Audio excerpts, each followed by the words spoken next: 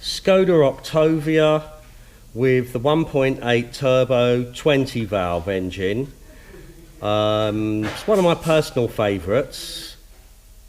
It's a very strong engine actually, but yeah, it's coming in for a timing belt. You got a bit of an issue with the mount. I must have done 100 of these. So you've got to take obviously the bottle out and undo some hoses. I always put a bolt in the power steering line, which is there.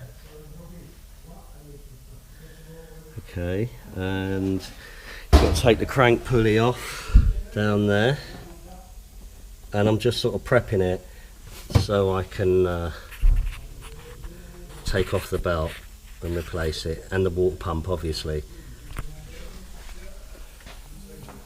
Great engine this, really strong, one of the best engines that VAG ever made.